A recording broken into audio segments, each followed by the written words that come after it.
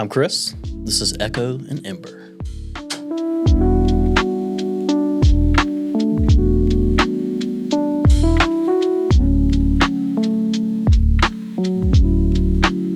Dude, I really appreciate you coming. I've said this to everyone that I've sat down and chatted with, but I really mean it. Really excited to talk with you because, I miss hanging out with you. Same, man, same. But I think that you have a lot of insights into creativity and things because you have a unique perspective because it is very much a career for you. So, Yep.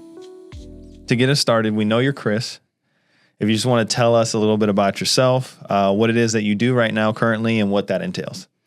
Yeah, so Chris Vernon, for people that don't know me. I'm currently senior art director at an agency here in Winston-Salem, North Carolina, called The Variable. It's an advertising agency. Been there for about 3.5 years now.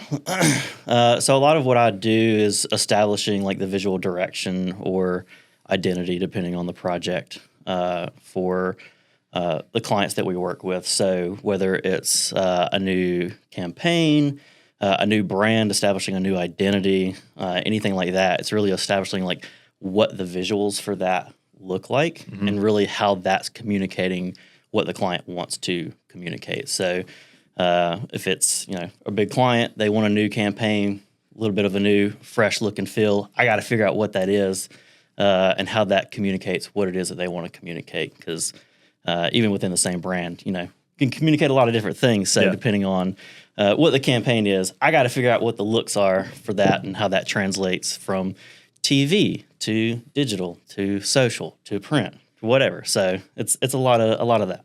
Right on, man. So is it? I know this, but it's like mostly design, right? But are there other sides of it besides design? Yeah, there definitely is, and it's in advertising, like the higher you go, it feels like a little more of overarching you get. So when you start out as a designer, you're obviously very entrenched in the design work, and as art director and even senior art director, like I'm still very entrenched in the design work and the day to day, like building out the assets and actually designing, which is a part of it that I love and I hope never changes. I know obviously at some point I'll get to a point where I'm like directing people more as opposed to actually designing, but there's definitely parts of it where you're figuring out what the idea is and trying to communicate that and sell that through to clients before you actually get into building out the design. So it's a little bit more starting to switch a little bit more to that now that I'm in more of a senior role, which comes with its own challenges, figuring out what the pain points are for clients and finding out ways to address their concerns. Saying yes and approving something, especially when you're spending hundreds of thousands, potentially millions of dollars, is very scary. And being the one responsible for saying yes, I approve this, let's go to market. It's a big decision. So finding ways to say, this is what we should do. It's going to work. I need you to trust me. Here's why it's going to work. And showing that is a whole other challenge, but it's a really interesting one that I enjoy. That's cool, man. That's cool. Yeah. So on the show, the agency that I talk about, it was The Variable. So Chris and I very much have spent a lot of time in the trenches together. A lot of time. And it's one of those things that like, one of the things that I miss the most about working at The Variable is just being surrounded by creative people and creative energy all day, every day. Yep. Can you talk a little bit about what that's like? What's your perspective on that? Yeah, I think it's super helpful. I know, obviously, like ever since 2020 and COVID and everybody switching to work from home and hybrid schedules and things look so different now than they did a few years ago. For me personally, I love being around other people when I'm working. It's just it's a much more collaborative environment because I can see what other people are working on. I can overhear conversations.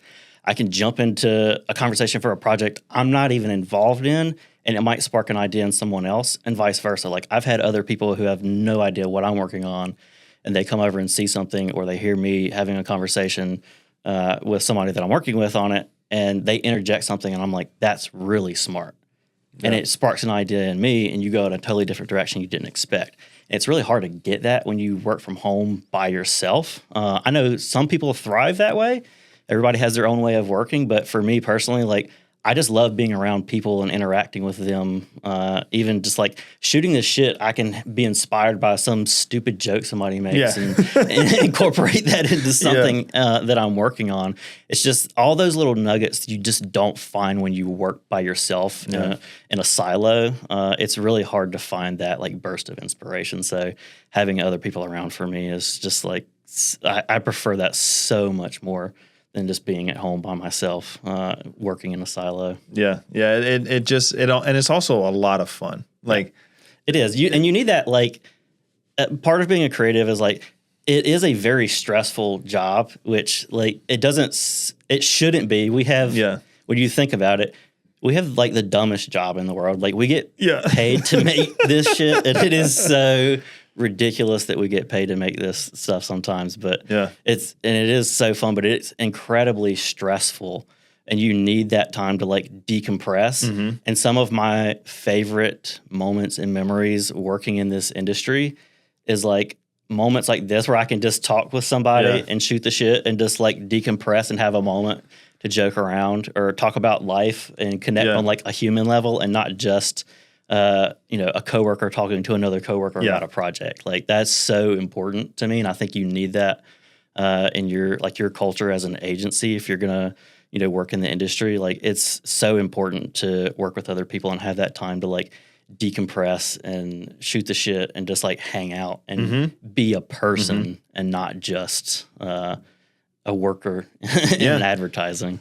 That's a really good point, and I was actually not planning on going to this question this topic this soon, but like one of the things that I've seen in terms of people who are really, really successful, it's one of two things. They're either super talented, like so talented that it makes up for anything they're lacking in other area, or the thing that I see more often is people who have really good people skills and are really, really, really good to work with. And I will say this: you're one of those people that has both in spades. So I appreciate that. I've been told that a few times. Matt, who is our creative director, VP at the Variable, and my boss, shout out to Matt Cook, tells me all the time that I'm a unicorn because I possess both of those skills. And it's weird hearing that from other people because I know we've talked about this a lot, and I'm sure we'll probably talk about it a little bit more. But like having imposter syndrome and dealing with that, I'm always just like, I don't believe in the skills that I have. Like, it's one of those things that I can see the work that I do and I know that it's good, but I just, for some reason, think that I'm a fraud and that all this work is terrible. And on like the people side of it, I view myself as very introverted. Like I get very uncomfortable in social situations, and it doesn't feel supernatural for me to like strike up a conversation with someone or someone that I don't know. So having people be like, you're really good at both of those feels so strange to me because I always just feel like I'm struggling through both of those situations. But yeah, man, it just really depends on, again, everybody works differently, and some people have different interests too. Yeah. Like some people are just like, I want to be entrenched in the design. I don't want to have the people skills and like sell the work through or like deal with the politics of agency life or whatever it is. Like I just want to come to work, do the design because I love that, and go home. And other people are like, yeah, I know I have people skills and like I have some technical skill. You kind of have to work in this industry, but I'm more of like an idea person. I know I can communicate really well, and so I can direct people on like what I envision. And then have them like kind of build that out for me. So it's like kind of two different paths, and you get people who are good at both. But I think like Rick Rubin is always a great example of the people person for me. And I know you see that clip all the time. I have no technical skill. None. I don't know how to play an instrument. Like I can't do any of this shit. But I have confidence in my tastes and my ability to curate.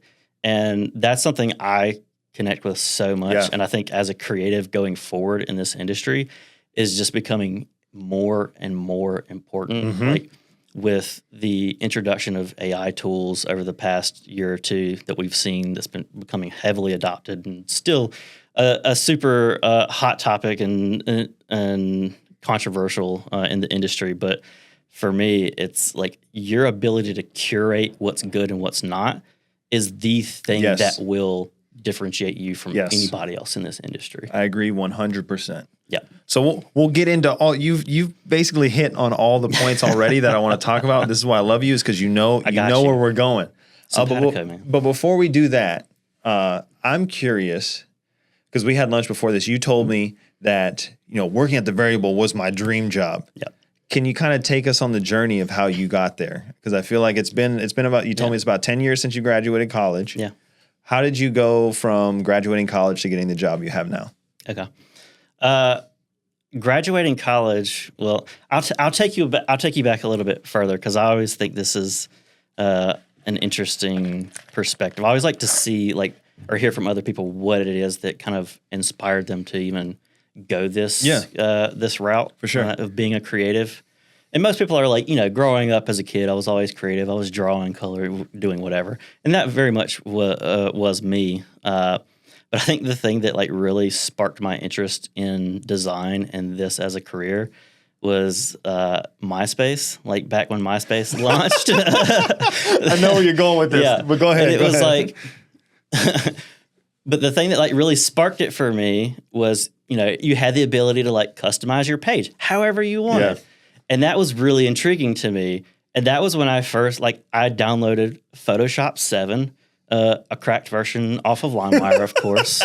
Because, I'm 13, I have no money. Yeah, you're like, I'm going to give my computer AIDS for this, but we're doing it. It's like, Photoshop 7 for $600? No, thank you. I think I'll just get it for free on LimeWire. Who cares if I get a virus? My parents can deal with that. But yeah, I downloaded Photoshop 7 so I could design my own page for MySpace, and I figured out how to code and figure out how to take that design and translate it into HTML that I could upload to MySpace. Wow. And I was constantly just trying to improve and be better and outdo my previous page. And then other people started seeing that and was like, that's really cool. Can you make me one? And so I started doing that, just I should have charged them for it, but I'm 13 and I'm like, yeah, no problem. I'll do it for free. And I remember one page that always sticks out to me was this one girl wanted a Nintendo DS. She wanted her page to look like a Nintendo DS and actually operate that. So if you pressed the buttons, it would take you to different parts of her page. That's cool. And I figured out how to make that work. And that was peak accomplishment for me at the time. I was cool. I'm never going to be any better than this. I have reached my peak at 14 years old, and it's just all downhill from here. But that was the thing that really sparked it for me. So from there, I was I got into Illustrator and InDesign and starting to learn those programs. And I was like, this is probably something I could make a career out of, because I just really enjoyed doing it. And growing up with my parents always told me, especially my mom, was I don't care what you do in life. I just want you to be happy with what you're doing. And if you find something you really like, find a way to make money doing it. That's awesome. And that's fantastic advice. And I was like, I love doing this. I'm going to make a career out of this. So when I went to college, I have a bachelor's in fine arts with a concentration in new media and design from UNCG. Now, I have no idea what that means. I don't know what new media and design is exactly. No slight to UNCG. I love the Spartans. Go G. But they don't have a dedicated design program. Yeah. But I didn't really need it, to be honest. I was more so personally curious and figuring things out on my own, that 90% of what I know now is just stuff that I've learned by teaching myself, exploring, or learning from other people in the industry, and not something that I learned in the classroom. Not to say that, actual design programs aren't going to be useful. You won't get anything out of college, but if I had to do it over again, I probably wouldn't go to college. Interesting. Because, again, there wasn't really anything that I learned there that I didn't already know or couldn't have taught myself.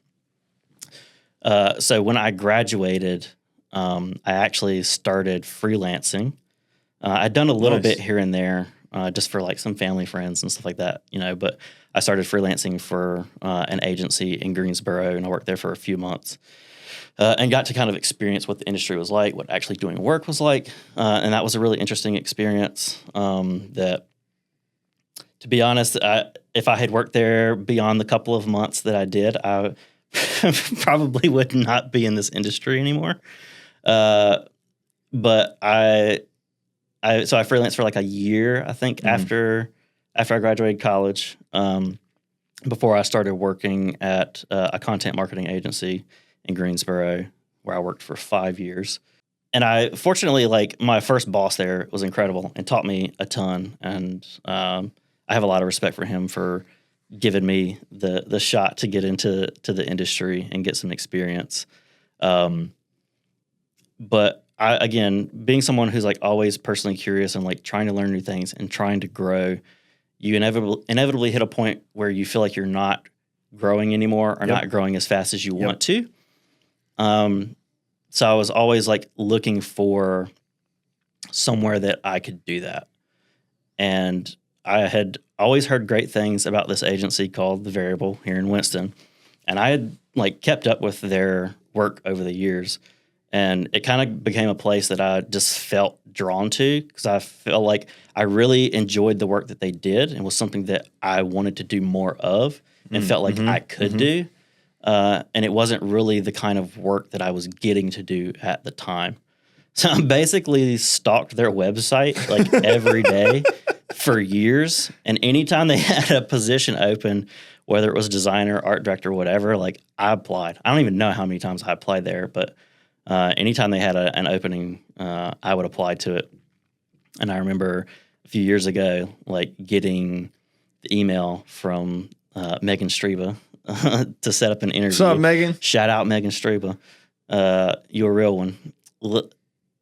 Getting that interview, it felt like a make or break moment, because I was like, I just feel drawn to this place. I know that they do incredible work, and I feel like I would have a lot of potential to grow there.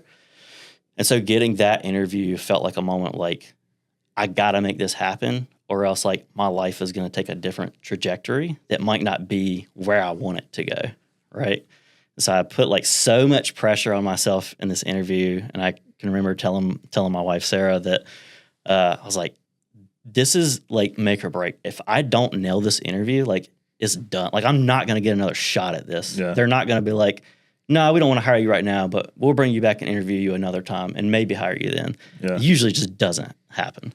So the amount of pressure I put on myself to be like, I have to nail this and I have to get this because this is my shot, was incredible. Probably like way too much pressure, like probably more than I should have, but it allowed me to be brutally honest in the interview process and be like, the work that I do now, I don't feel like is indicative of the work that I can do. Like, I want to be somewhere that I can learn and grow and be challenged and be around people who make me better.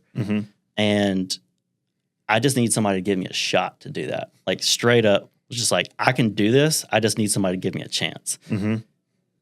And it worked. They hired me and brought me in. And the amount that I've grown in the past 3.5 years working there is exponential. Like, I feel like a completely different person as a creative now than I did 4 years ago. Yeah. And it's incredible. Like, it's because I'm surrounded by people who constantly push me to be better, and the quality of work that they produce is so good, it makes me want to bring myself up to another level, because as a creative, like, you're kind of naturally competitive. Yeah. And you want to be better than everybody else. It's our ego is usually wrapped up in the work, and it's hard not to be that way. But you want to be the best out of the people that you're around. So being around other people who also do really incredible work, you're like, man, I got to step my game up, because I can't come to this group huddle with work that looks that looks terrible. So just being around that and having people there to encourage me and mentor me has been life-changing. Like I said, I'm a completely different creative now than I was 4 years ago, and I've legitimately feel like I'm living the life that I envisioned for myself several years ago when I first started out. That's awesome, dude. I had no idea that it was really a climb. It was very steady. It was very patient. It was very like, you know how I talk about like, you know, an overnight success took me 10 years in the making. Yep. You know, it took me 10 years to become an overnight success. That's so cool because my story is kind of very similar. You know, my job interview at the Variable was very, very much the same in the middle of COVID. I was freelancing, read unemployed. Yep. And I remember getting the job interview and just being like, talking to Christina, like, this is it. Like, I'm either going to get this job or like, I'm delivering pizzas for the rest of my life. Exactly. Like, you know, and can you know, those I call them moments of inflection, like an inflection point where it's like, or trajectory. I've had a couple of them in my life. Have you had any other ones recently where you're like, you know, this is a moment that is a make or break moment? Have you had any of those recently, or has it kind of been like, all right, I've reached the mountaintop and now we're like kicking on and growing? Yeah, I mean, I've had a few. I feel like they kind of, I feel like they're coming at like a quicker clip now. Oh, nice. Than they used to be honest. Because I feel like I've been doing this for almost a decade, so it feels like I've kind of established my foundation now. And so I'm able to take strides a little bit further, a little bit faster. Yeah. Because I have a bit more of the confidence and I have much more of a support system around me now than I used to. But yeah, it was like knowing that I wanted to work here. Like this is the place that like I tell people all the time, if I retired here, like I would be fine with that. That's awesome. Like I'm not one of those people that like just wants to jump around to a lot of different places. And like, you know, I get the benefits of that, and people that want to do that, like I totally understand it, but I'm just not that way. Like I want to build something. Yeah. Right. Like I want to be somewhere that I can affect and say, like, look back from like 10, 15 years from now and it be incredibly successful and be like, I helped build that. Yeah. Like it used to be this and now it's this because I was able to influence that. Yeah. And that's really hard to find in this industry unless you just totally strike out on your own to do your own thing like you're doing. So when I found myself here, it kind of felt like, okay, there's a core group of people here that really have a lot of pull and influence on how things operate. And I want to be one of those people. And so for the past like 3.5 years, I have busted my ass to prove myself because I mean, I'm essentially made them a promise in the interview of like, I can do this. I just need you to let me and I will show you. Yeah. And so I can't just get in here and be like, all right, thanks. I'm just going to coast from now. Like I just can't do that. Or get in for a year or two and get your book up and then jump to the next shop. Exactly. Yeah. Like I can't do that. And so when I first came in, it was just like, I have to do everything I can to prove myself. It doesn't matter how big or small the project is. If it's a campaign or I'm doing banner ads, I'm going hard every single time because I have to prove myself. And so I spent the past 3 years doing that and feel like I've finally worked myself to a point where I'm a central piece of what we're building at the Variable, which I'm incredibly excited about. And like now, knowing that I've put myself in that position feels like an I made it moment. That's awesome. All I've ever wanted was to be somewhere where, one, like I feel valued and respected. Like I think that's all anybody can ask for in any field is to work somewhere where they feel respected and valued. But to really feel like I have an effect on how things are going to be going forward and being able to like build that and grow that just feels surreal to me, especially in this industry because you just don't see that a lot. Yeah. Like, especially from someone who's at like a senior art director level. I'm trying to do this in a way that doesn't sound like braggadocious, but it's like you just don't see that a lot. Yeah. So being able to be in that position, I'm incredibly grateful for. And again, it feels super surreal to only have been there for 3.5 years and be at this level and be like, yeah, I'm a core piece of this agency, and the success that it sees going forward will partly be on my shoulders. Which, you know, is a lot of pressure, because if it fails, you're like, well, that's on me too. But you also got to have the confidence that what you're doing is right. 100%. So that's all I'm seeing is the success. So, you know, not to say that obviously there's a ton of other people that that have that influence, much more influence than I do. But just being able to be part of that is just incredible to me. And it's just one of those moments that I'm like, Mama, I made it. I made it, Mom. He made it. Made it. This is the moment you told me. Yeah. I found what I love. I'm doing it, Ma. I love all the things that you're saying, because I remember when I started at the Variable, it wasn't very long that after we started that, we went and pitched Napa. It was, I'd maybe been there for like a month. And I remember during that pitch, that was one of the most exciting times creatively for me. Because every day I came to work, and when you're in pitch mode, they just put the big boards up, and everyone is just slinging the best stuff that they have, in addition to doing the client work that you already have. And so you've talked a lot about pressure, which I think is good. You know, healthy pressure. Working at an agency, creativity is very much a product. It's very much a job. What do you do to blow off some steam then?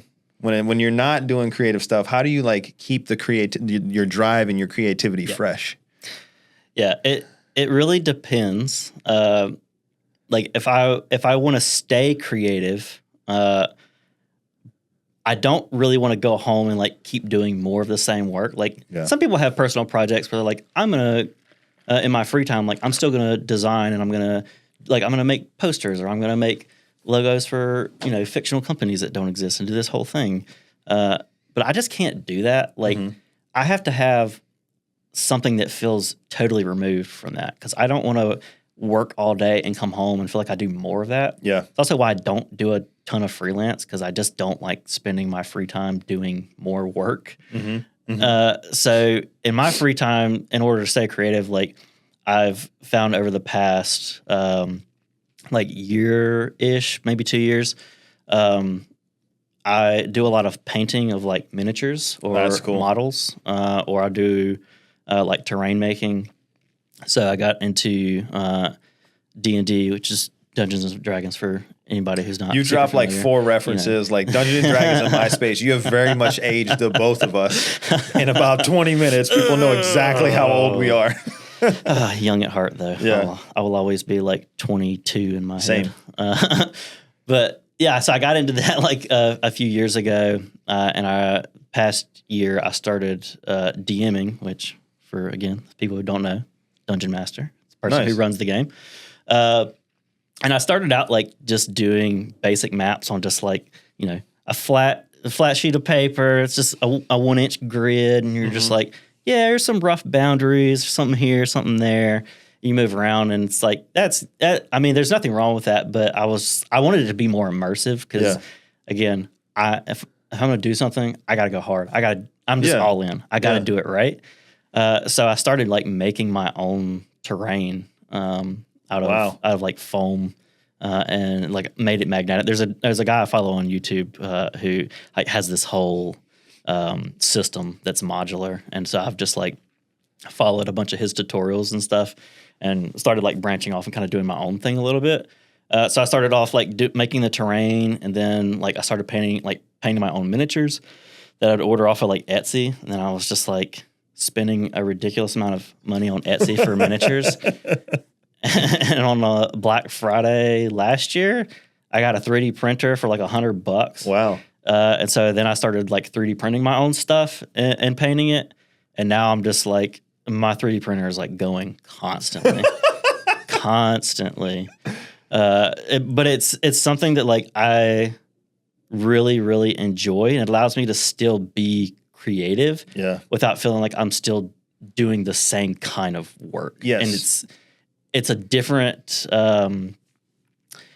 feeling too, because a lot of like what we do is so digital. Like it's not most times a physical thing that exists. So you don't really see your work a lot, or like get to interact with it in some way.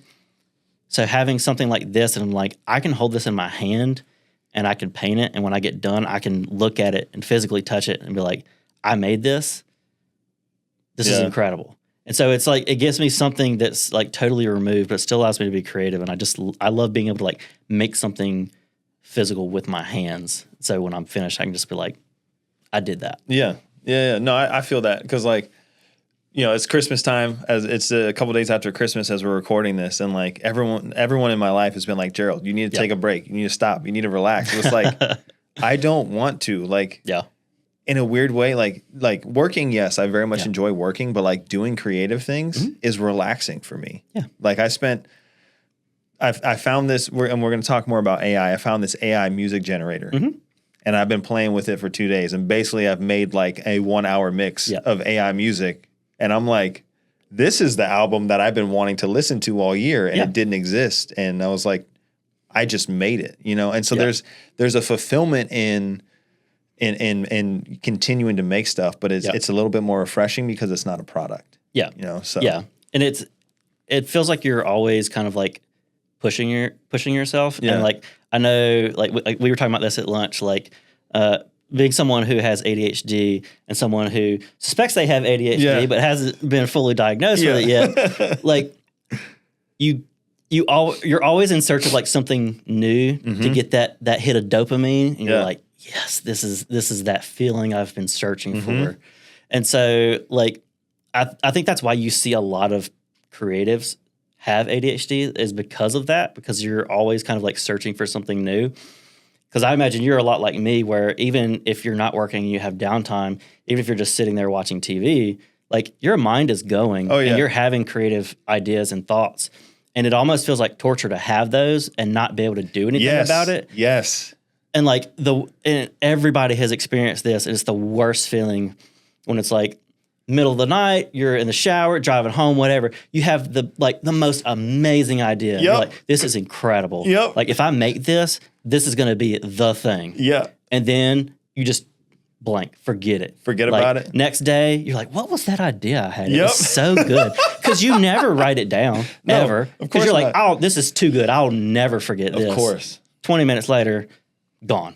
Yep. And so it's like having that just feels like torture. Oh, yeah. So being able to like have those creative thoughts and ideas and just be like, okay, I'm going to go do that. Whether it's like making music or making something physical or like exploring a new medium or whatever it is, like you just need that expression, because like holding that in, it just feels like, oh God, it's just the worst, man. It legitimately feels like torture to have that and not be able to like do anything about it. Yeah, and that's a little bit of the personal project I'm working on right now with this AI music. Is like, I've wanted something like this it's been in my head for a long time, and I finally found the tool to help me do it. Yeah.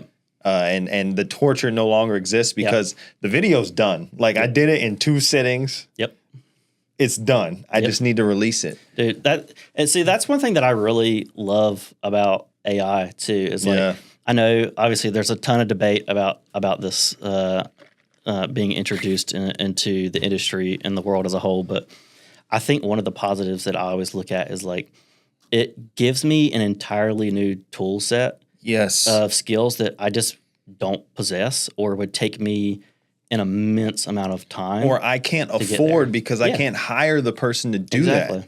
Yeah. And it's like I've always wanted to be an illustrator. When I was first growing up, before I decided like I'm going to be a designer, I really wanted to be an illustrator, whether it be for like comic books or like video game concept art or something in that realm. It's always what I wanted to do. I can't illustrate for shit, man. I can't. I really can't. Like still life, I got you. Yeah. Like if you wanted to sit there for a couple hours and I like sketch you up, I got you, bro. But like being able to illustrate something from just like the thought that I had, the idea, because I could come up with cool ideas all day, but being able to translate that to paper, I just can't. There's just a disconnect. I don't possess that skill, which like people are always surprised because of what I do. Being an art director, they're like, you can't draw, and I'm like, no. Like I give you some stick figures. That's about all you're going to get from me. Yeah.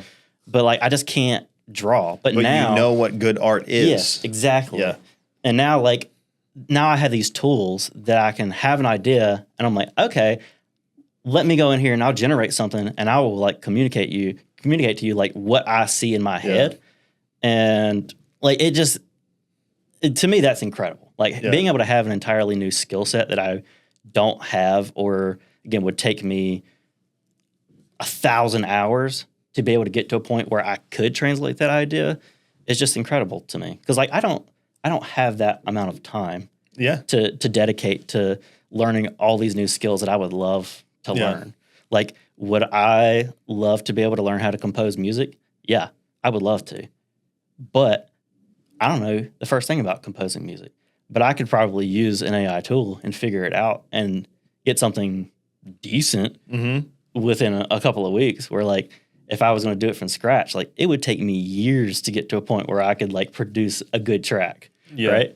So like, that's just one of the things with AI that is always incredible to me, that I've always appreciated, that I don't think gets talked about enough. I agree 100%.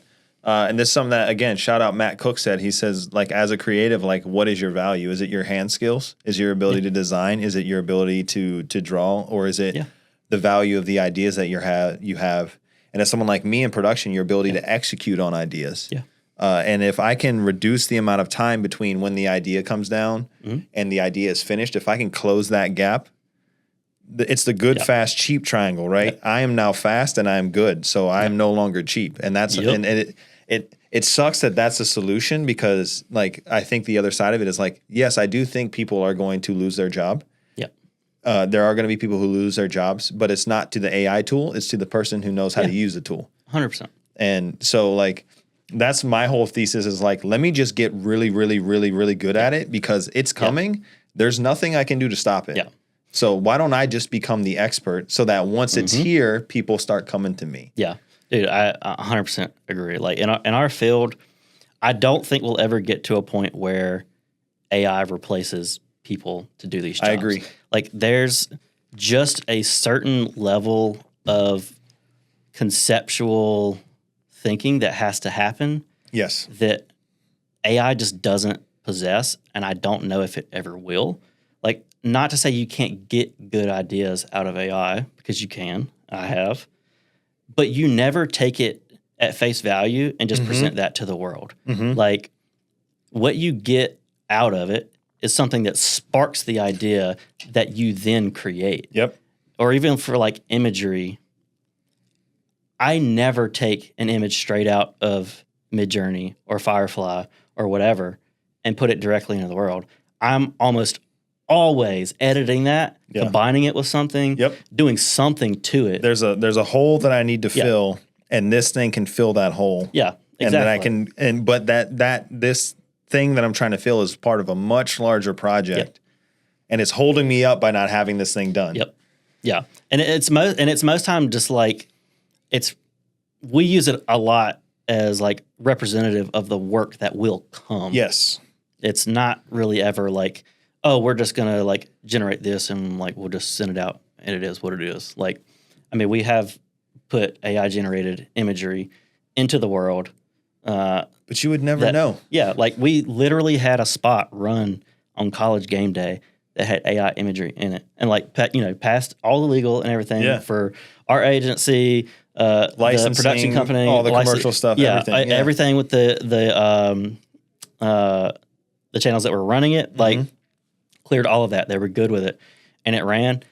You would never know. You'd have no idea. What you can do with it is incredible. But again, it's like, it's not like I'm just like, all right, generate this image. Yep, all right, that's good. Generate that one. That one's good. No, it's like I have to very specifically tell it what I want. And then I'm still taking that and doing a ton of editing. Because they're just like, the more you do it, the more you realize and can notice the little things that AI does that are like, that it misses on. You're just like, that's not right. I got to fix that. It's eyeballs and it's hands. It's always, man. And it's just like certain little textures too. Like, and it is getting better, but like textures within like trees and grass and stuff like that. There's just like little tiny inconsistencies that the closer you look, you're like, that's definitely not real. But if you remove that, you're just like, I wouldn't know. I've done an entire presentation at our agency that And again, our agency is one that I think is at the forefront of adopting AI and using it in the industry and doing really well with it. I've presented an entire deck at our agency that was probably 95% AI imagery, and this was just like a storytelling thing. Nobody knew. Like they 100% thought it was real. Wow. 100% thought it was real. So I mean, it's kind of incredible what you can do with it. But again, it's like it goes back to being able to curate. Yeah. Like knowing what's good and what's not. Anybody can go and generate whatever they want to. That doesn't mean it's good. Like you got to know what's good. Yeah, you can put bad work out into the world all day. But like your ability to recognize what good work is, I think is paramount. And I think that works for people too. Like talking about your ability to curate obviously applies mostly to work, but like I think your ability to curate for people as well is incredibly important. Because like talking about how we got started in this industry and like getting to the position that we're at now, and essentially like having that moment where you're like, this is it. I gotta deliver right here. Like this is my make or break moment. Like on the flip side, being the person that's essentially getting that pitch from somebody, being able to recognize like, okay, they might not have the work right now, but I think they could. Yeah. Like being able to recognize that and put those people in a position to succeed and setting them up for success and giving them opportunities, I think is an incredibly overlooked skill. And it's so hard to do. Like it's so hard to read people. Skill. Yeah. And it's like a lot of people, most people I like to think they think they're good at doing that and hiring people, but they're not. And like, it's just incredibly difficult, man. Cause you just don't know what you're going to get out of people sometimes. And like some people are just really good interviewers and you're like, this is going to be incredible. Like this person's going to do so well. And it doesn't pan out. And like, it is what it is, man. It happens to everybody. But like, I think being someone who's able to connect with people and realize their potential and see the things that they're interested in and what they want to do, what their ambitions are, what their interests are, and put them in a position where they're doing something that they enjoy, that they're going to be able to succeed in and grow and continue to like challenge themselves and challenge other people, which then allows them to grow as well. Like that's just, it's so hard to find that in people. And again, I think this is our third shout out now, but shout out Matt Cook. Like, I'm going to get him on the show at this point. Right. The dude is incredible at being able to recognize that. And I owe a lot of where I'm at right now in my career to him being able to recognize that. Him and David Jones, also shout out David Jones. Working on him, getting him too.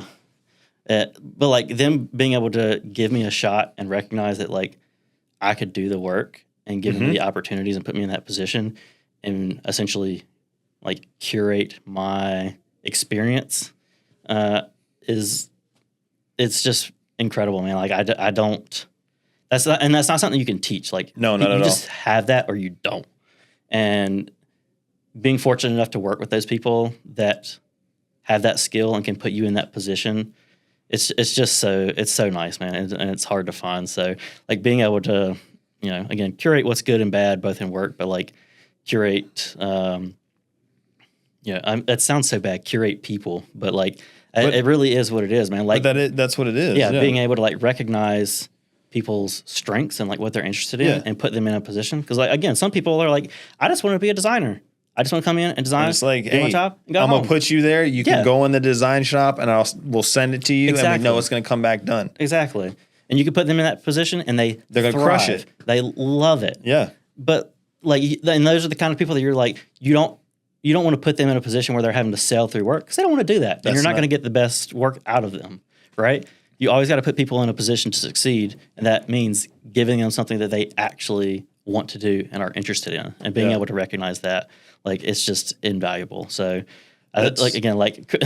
being your ability to curate is the thing that is going to define you and differentiate you from anybody else in this I industry. agree 100%. Whether it's curating design or art or video or like a thing that you can make, or like you said, people or experiences, or like one of the things that as my production studio grows this year, I'm definitely planning on needing to hire people by the end of the year. And one of the things that I keep hearing is don't hire experience, hire ability. And I think that's a little bit of what you're saying is like, does this person have the ability to do the job? Do they just need the shot? Do they need their chance? They need their opportunity to go and do the work. And you're a byproduct of that. I'm definitely a byproduct of that. Like, and one of the emerging themes that is starting to come from the show is this idea of collaboration, of like, and kind of specialization of labor. Like, Chris, you're an amazing designer. You're an incredible designer. If I need design work, and that doesn't even speak of your ability to as an art director of like concepting an overall visual brand identity. But like, if I need that, if I have a client that needs that, like, why would I try to learn that? Why instead I should call you and say, Chris, this is your area of expertise. Can I bring you in on the project and can you help me with this? And like, by doing that, it's one of the emerging themes. It just makes it better for everyone. I feel like creatives, we have a lot of ego. We're very competitive, and this is my project. This is what I'm working on. But the times that I've made it the farthest in my life, and not just in my career, but in life, have been the times where I've been open to letting people help me with their unique skill set, and vice versa. Like going back to the Napa or the deck you were talking about. I know of 2 decks, one of which that you were involved in, that was a previs deck that was completely done by AI. And one of the highlight pieces on my reel and my website are the commercials that we did for Napa Auto Parts at the beginning of 2024. So, and I know that all of the concepting for that was done in Midjourney. Like, 100%. But what was crazy is that like when we went to cast and we picked our casting, like we held up the board next to the headshots of the people. And like, if you could make these AI images real people, it would be this cast. And so like, the reason I bring that up is that speaks to your ability not to not just get bogged down in like the actual making of the thing, but being open to like allowing other people to collaborate, allowing other things to influence you. But if you're not willing to do that, you're not going to grow in the way that you talk about. But by being open to that, I feel like you have like sky's the limit in terms of where you can grow because you're so open to whatever things can come in your life and help you.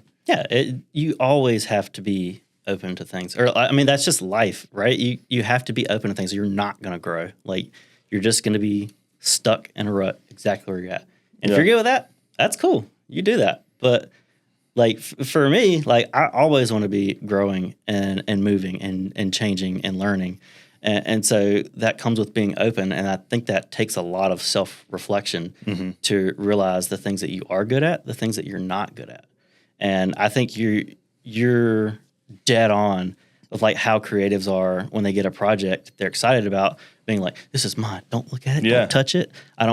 When this is done, I want to be able to say it was 100% me. I take all the credit. I'll show it to you when it's ready. This is all my success. Nobody else's. But you just can't operate that. Well, I can't. Some people maybe if you're a super unicorn, but most people don't operate that way. My best work, I can't operate. If I want to do my best work, I can't operate like that. If I want to do my fastest work, I can. I think that's the difference. If I want to go fast, sorry guys, just I know what I need to do. I'm taking this one. But if I want to go far and do something great, I need to build the team, bring the people in. Well, again, your ability to like recognize and curate what you need. Like if you have a clear vision and you got to go fast, like you don't need 100 cooks in the kitchen. But if you're concepting and there's a lot of moving pieces, and you really need to be a lot more open to other people's expertise. Like, again, I can't illustrate. So if I had a campaign that was all illustration based, like I would love to be able to do that, but I can't. Yeah. And I'm going to trust the professional who can illustrate. Mm-hmm. Going to do it way better than I can. Going to do it way quicker than I can. Like, yeah, I might, again, generate something that's like, this is the kind of thing I'm looking for, but I don't want you to take your thing. Make this better. And do it. Like, this is your expertise. I trust you. And I think, you know, working in this industry, that's something I don't see enough of, is like trusting other professionals to do the thing you're hiring them to do. Yes. And it's so frustrating. Like, that's one of the things, again, my first boss when I got hired at Pace in Greensboro was just a content marketing agency. Chris Ferguson was my first boss. Shout out, Chris Ferguson. We're doing all the shout outs on the podcast today. But that was one thing that I really enjoyed learning from him, because when we worked on a magazine for AAA, and we were always like, you know, that kind of job, it is what it is. It's editorial design, so there's only so much you can do with it. But we were always just trying to find new ways to make it interesting. And so we worked with illustrators a ton. Like, we were always working with new illustrators. And that was one thing that he really taught me and showed me, was like, yeah, we'll come up with a rough idea for the story and like what we might need, but generally we just shoot it over to them, see if they're interested in doing it. First of all, if they want to do it, they have the time to do it, it fits their budget. And if so, it's like, this is the rough idea, but do whatever you want to with it. Like, this is what you do for a living. You're going to have a much better idea of the composition and the color and the overall concept than I will. Like, I'll give you general direction, and like I might have feedback, but I'm going to trust you to do the job I'm hiring you to do. Yep. And, you know, same thing with like somebody who directs or shoots or edits. Like, there is definitely going to be an overall vision that we're trying to hit, but as an editor, when we get in the room, there might be a moment that you see when you're cutting things together, and it could just be like a 2-second hit on something that we didn't initially plan for, but it just works. Mm-hmm. And you got to trust those people to find those moments and be the professional that they are. That's why you hired them to do the job. And I feel like you see a lot of, again, creators get like super protective of their work. And I understand it. I'm the same way. It's hard to break out of that, but like, you have to be open to let people do their job and find those moments and trust them to do that. Like, this is why I love working with David Sherrill. Oh, dude. Shout out David Sherrill. Shout out David Sherrill. You're coming on the show too, bro. Let's go. We should get him in here with just all of us. We should do it in the old edit bay. Okay. Yeah, we got to get back to the edit bay. Okay. But this is why I love working with David Sherrill, because most of the times when I come to him with stuff, like, I'll have a rough idea for like what this edit will need to be, but I'm generally just like, here are the parts, and this is kind of what I'm thinking, but like, I trust you to do whatever you want to do. If you have a cool idea, run with it, man. And there's never been a single instance where he's come back to me with something that I'm like, this ain't it, David. Like, every time. He always hits. Always, every single time. And he just, again, he comes up with stuff that I'm just like, I didn't see or I didn't think of. And that's because he gets in there and he sees these moments and he knows how to make things work. Yeah. And I'm just like, this is way better than I would have even like thought it could be. Yeah. Because like, I'm trusting him to do his job. Yeah. That's what he's good at. He spent years perfecting his craft. I know very little about editing. Again, like, I could give you a rough idea of what I expect. But you know what a good edit looks like. Yeah, exactly. And like, you just got to be open and trust people to do the job that you've hired them to do. Sometimes it will bite you in the ass. I'm not going to lie. But I feel like more often than not, people will surprise you and come back with something you didn't expect that works way better than you even intended. And that's how you get to good work. Yeah. Oh, yeah, 100%. And that's a little bit like I think one of the things that as creatives we don't focus enough on is like the hard skills versus the soft skills. Mm-hmm. There's the hard skills of like taking a good photo or creating a good balanced design with the right colors or editing a video correctly. But then there's the soft skills like we've been talking about, which is who's the right person for this job? Yep. What's the right moment to give them feedback? What's the right way to present this to the client? So not only do I get them to approve the direction we're going to, but also build a better relationship with them so that 2 weeks from now, Yep. When we're doing feedback rounds and they're asking questions, when I give them a response, they can trust that. Yeah. And it's like those soft skills, like we spend so much time, I think, what's the right LUT for this shot, or what's the right texture to put over this design, or like on that stuff. And one of the things that I think that as creatives we could definitely get better at is like our communication, our sales, our interpersonal skills, the way that we give and take feedback, things like that. And it's like, that's one of the things that I learned watching at The Variable, is because as an agency, you have to do the creative work, the hard skills, but you also have to trust the people who are client facing to have the soft skills to sell it in and sell it through. Yeah. And that's one of the things that I noticed that I was like, oh, okay. Yeah. More often than not, it's not the best design that wins. It's the best communicated design.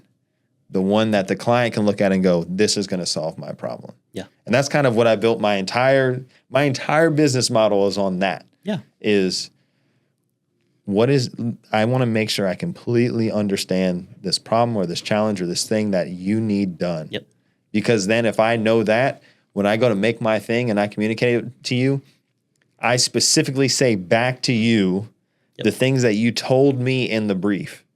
We're going to address X, Y, and Z. And I think I have like a 90% close ratio on work this year. I don't doubt it. Which is like, and once you realize it, it's so easy. Yeah. And it's crazy that a lot of people don't realize that, because it sounds so simple. Yeah. It really does. But it's like, it's so hard to pull off. And like, it doesn't surprise me that you're seeing a lot of success by operating that way, because like I think you're 100% right. Like, it's not always the best design, like technical design, that wins. It's your ability to effectively communicate an idea, and how it's solving their problem that's going to win. And it's always funny to me that as creatives who, like, arguably our main job is communication. Like, we're, especially in advertising, like that's literally what we're doing. We're trying to communicate something to you, whether it's about a brand or a product or whatever. We are kind of like notoriously the worst personal communicators. Like, we just all operate in our own little bubbles, and we just assume that everybody thinks the same way that we do, and they don't. And so, like, we're just like, if we could communicate in just fonts and hex codes and time code, like, it would all be fine. Exactly. It's just so funny to me, and I'm so guilty of that myself. Like, and something I've tried to change and grow over the past couple of years, but we're just like, again, notoriously bad communicators. I don't know what it is that makes it so hard for us to communicate those things. But again, I think you're totally right, because again, like for clients, if you've ever been client facing and worked with the clients, it's usually hard for them to envision how things come together. So a lot of your job becomes like really painting that picture and easing their nerves on how it comes together, and specifically like they're on the hook for how this is going to perform. And like, it's their head in the smasher, not yours. Is it going to drive sales? Is it going to like put people where we want them? Are we going to get enough attention? Like, is this going to grow this brand, this product, whatever? Because if not, like, my neck is on the line for it. And that's a scary position to be in. Like, it really is.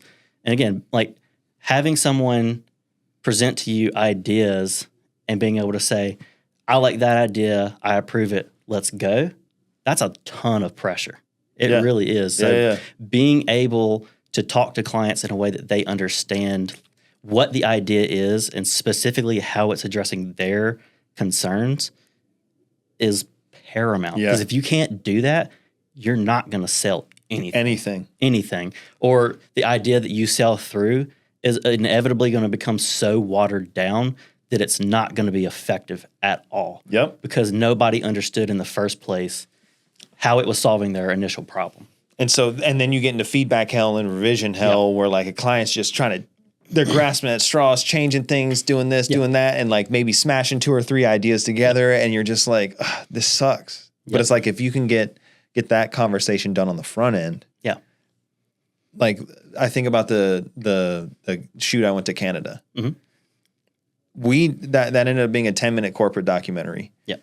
I knew pretty much what 90% of that video was going to be.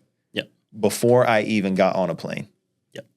And the final video was about 95% of what I thought the final idea was going to be. Yep. Minus a couple changes and things that we found and changes that happened because the story was a little different once we got there. Yeah. But it's a lot like, I don't know if you know music, it's a lot like jazz. You have your chord changes and there's very few melody written, but it's like my chord changes are my guidelines and I have all this space inside of that. Yep.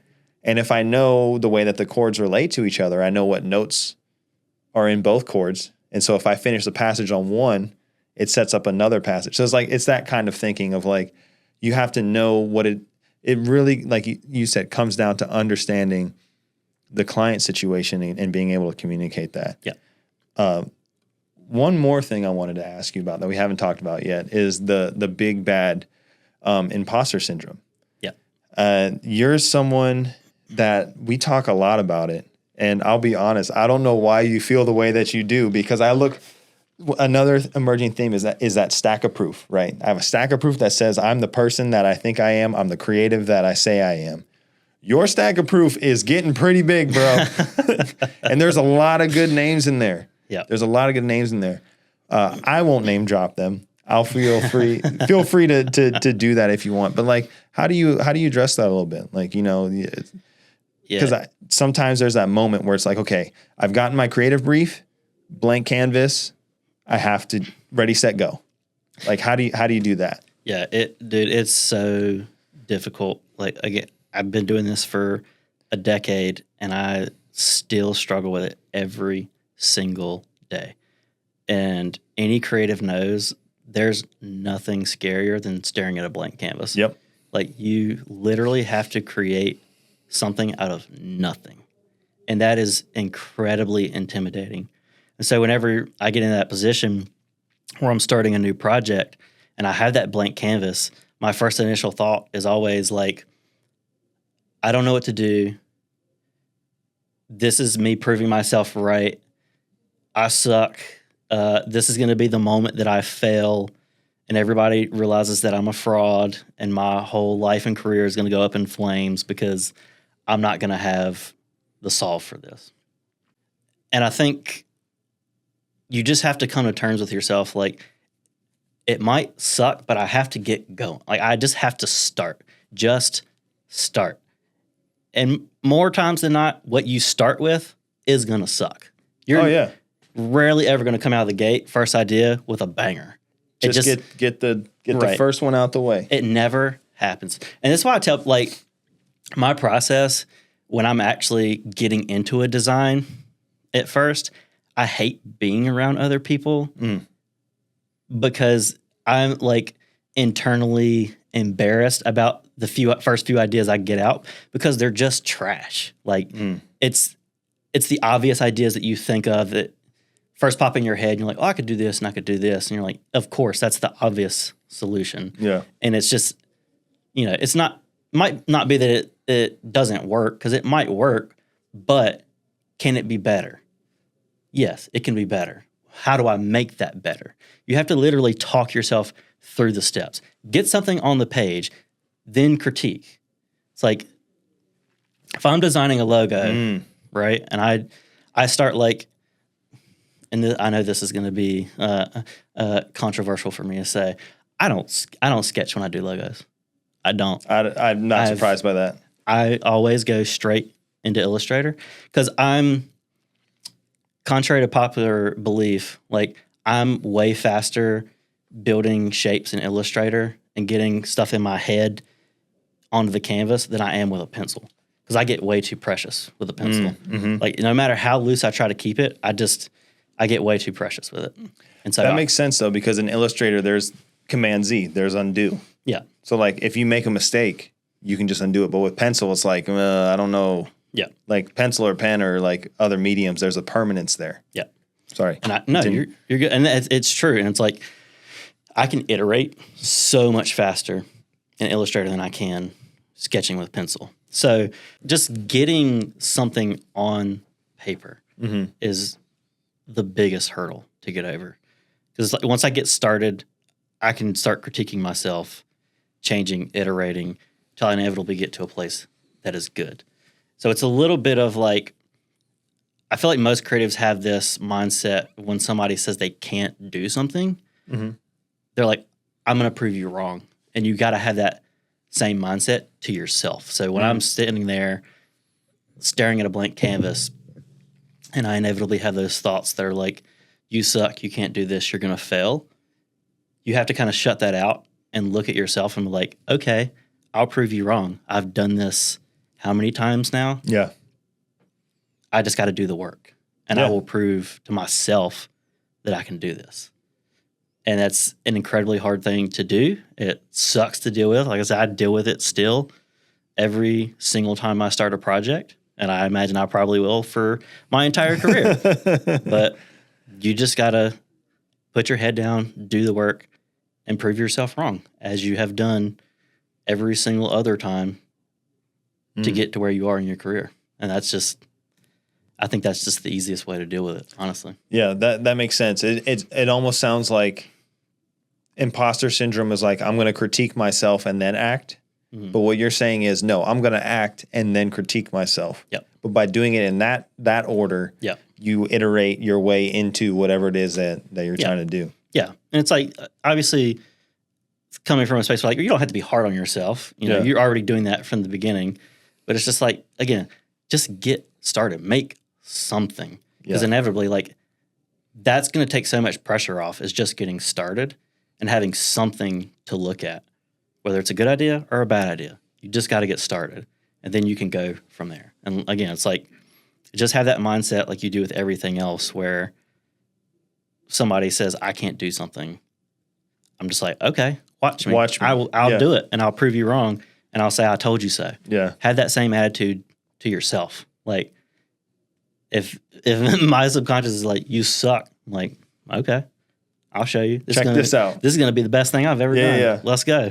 It's funny that you say that, because Christina's like, she's always on me about how I talk to myself. I'm always talking to myself. Like, if I do something like, oh my gosh, that was incredible. Like, if you come to my house while I'm working, you'll just hear me upstairs and randomly I'll just like have outbursts. Like, but a lot of it is talking to that version of myself that is doubting myself. And it's like, no. Yeah. I'm going to put you in your place. And we're going to look at this stack of proof that I have that says, no, I've done this. Yeah. I am who I think I am. This is reality. This is my head speaking to me. Which one do I want to give my time and attention and energy to? Yeah. So did you have to have those conversations with yourself? Like people who like don't have an internal monologue, I don't even understand. How do you live? How like I can't even comprehend how that works. Because I feel like 90% of my job is just talking to myself and having that conversation. And it's so easy to focus on the negative and the bad things about yourself. And we don't do a good enough job of focusing on the positives and the wins. Yeah. Like, to your point, when you're working on something and you have a moment and you're like, that was fucking incredible. I nailed that. Yeah.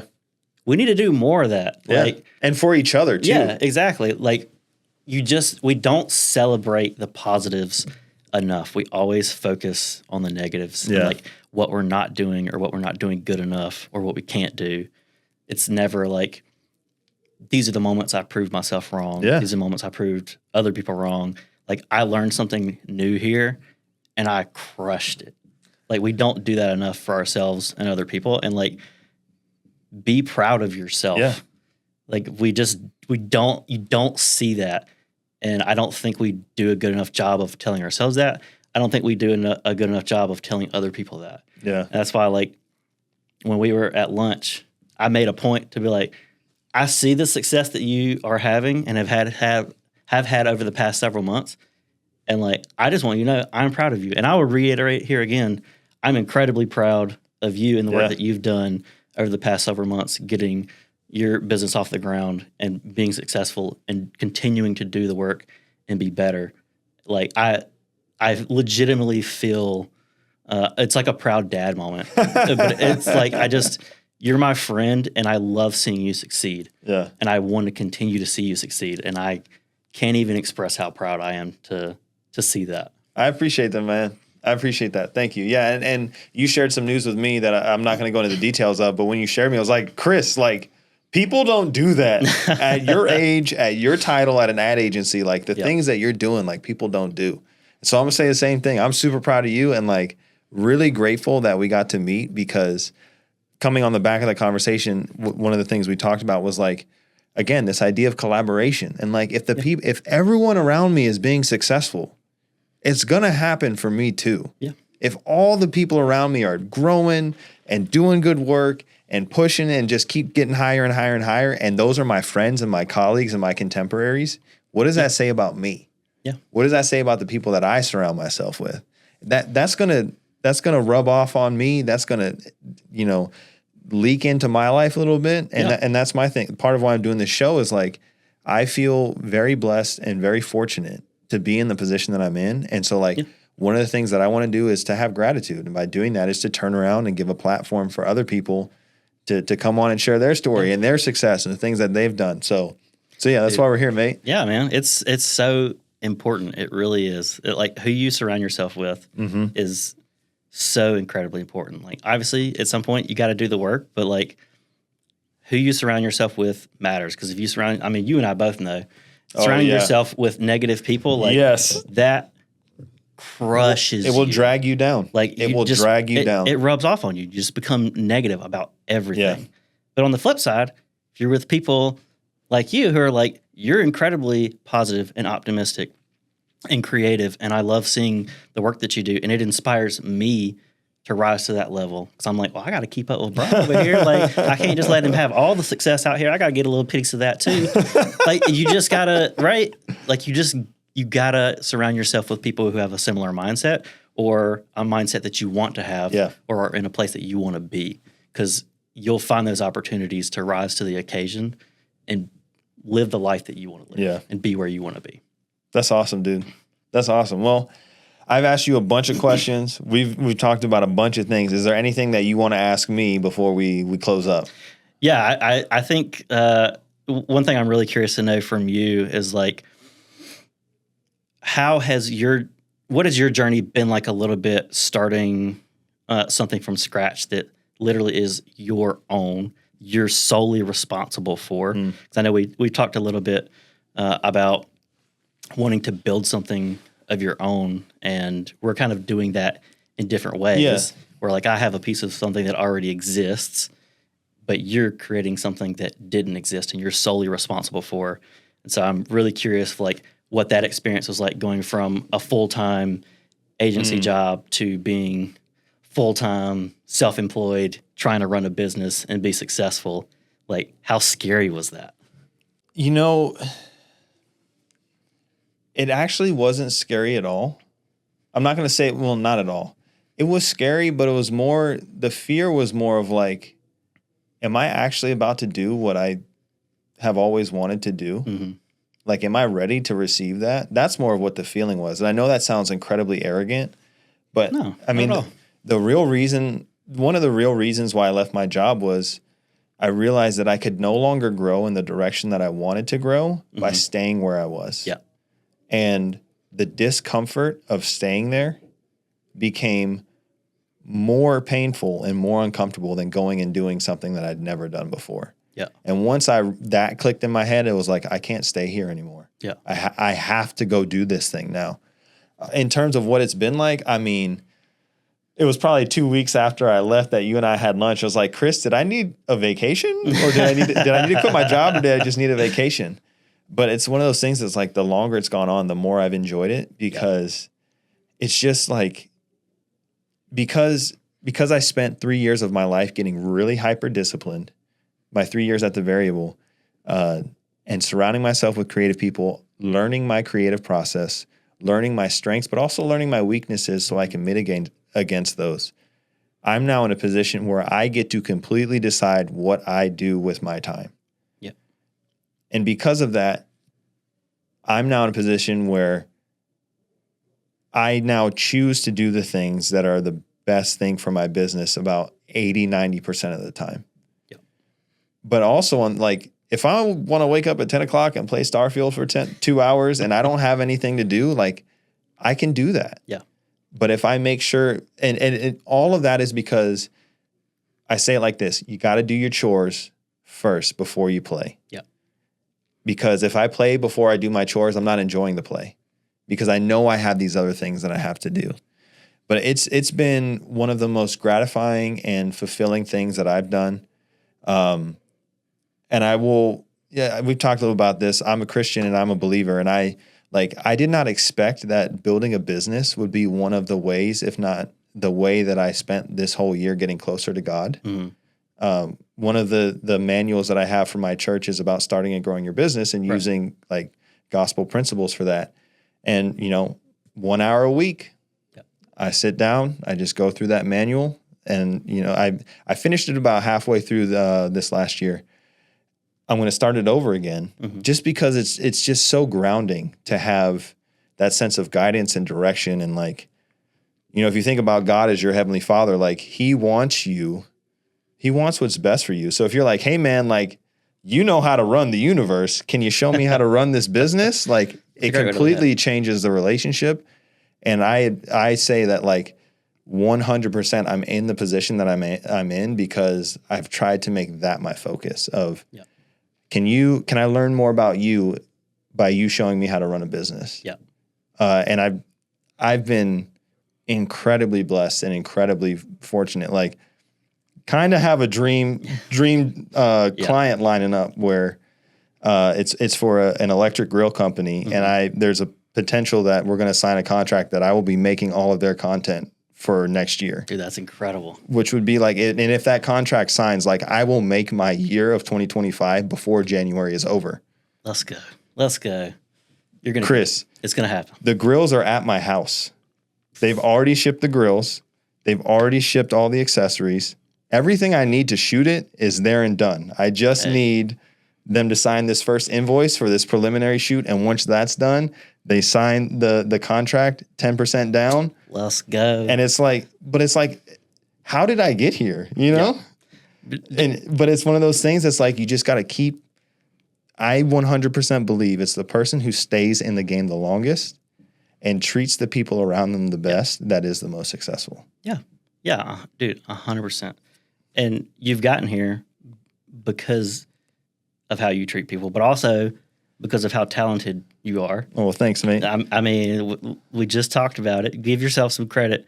You are an incredibly talented producer and director and shooter. Thanks, mate. And editor. I know you hate editing, but hey, you're a good editor too. And some animation skills. I've seen those. Only for you. Hey, yeah. Nobody else. He don't do animation for you, just me. But I know great animators, so if you need them, let me know. We'll find them. But he can curate that for you. Yeah, there you go. He's got it in the bag.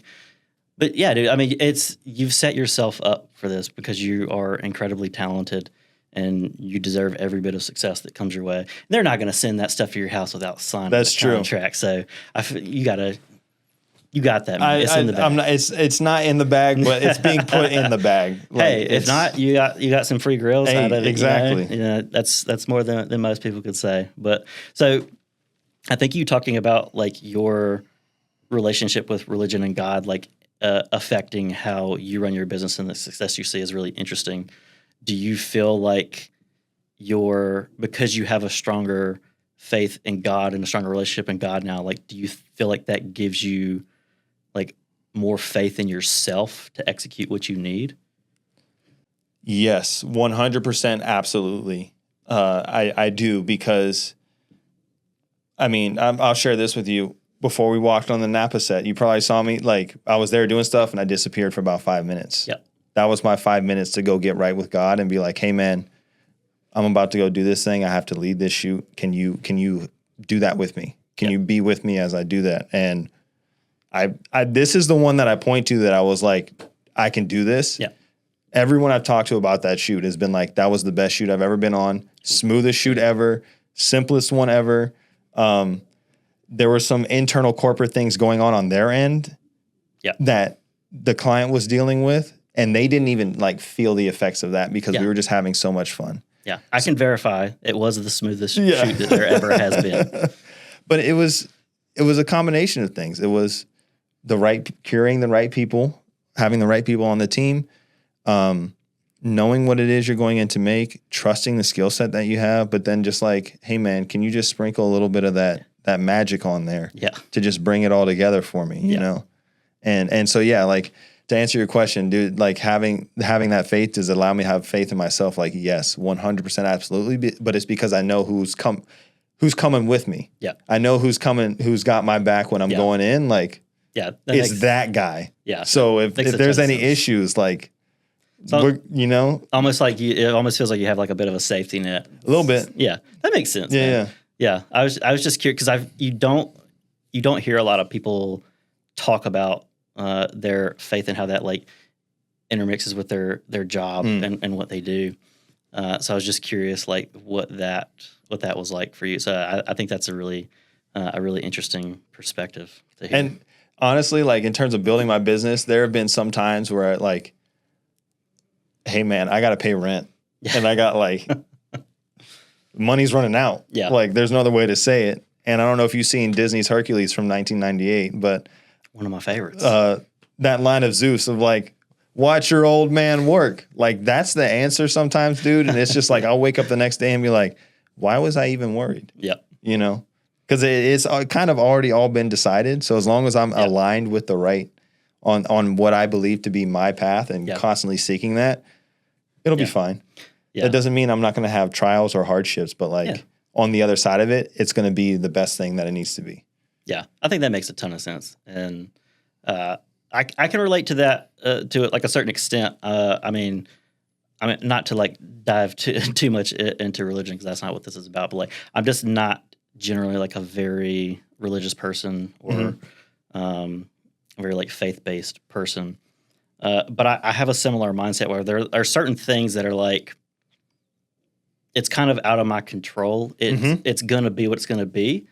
And I just have to let go and let it happen. And all I can control is how I'm going to react to it. It's either going to work out or it's not. And I can figure it out when I get there. Yeah, it's just, you know, sometimes you just got to have that mindset of realizing what you can control and what you can't. Yeah. You just got to let go, let it happen. You'll react when you get there. No sense in, as my therapist would say, catastrophizing things. So, you know, you just got to have your moment.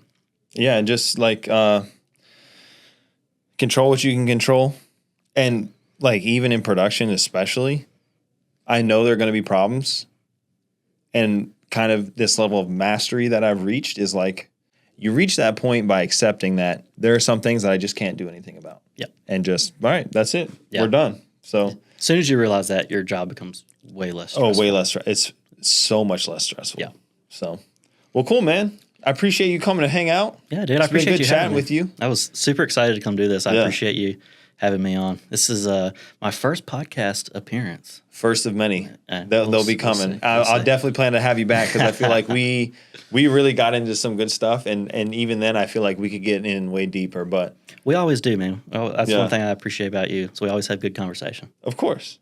Of course. So for the people who want to find you, if they want to find you either online or in real life, no, I'm kidding. Not in real life. Online would be best. What's the best way for people to find you or your work if you want to share? Oh, man. I'm probably the worst creative for this because I don't have a website anymore. I don't have a portfolio on Instagram. But if you occasionally want to see some pictures of some painted miniatures or my adorable 2.5-year-old daughter, you can find me on Instagram at CM_Vernon. Or you can find me on LinkedIn, Christopher Vernon. Other than that, you're probably not going to find me anywhere. Nice. That's kind of the way it should be. Yeah, I'm not on social too much. All good, mate. Right on, man. Well, I appreciate you coming. This has been fun. Yeah, man. Same. All right. Cool.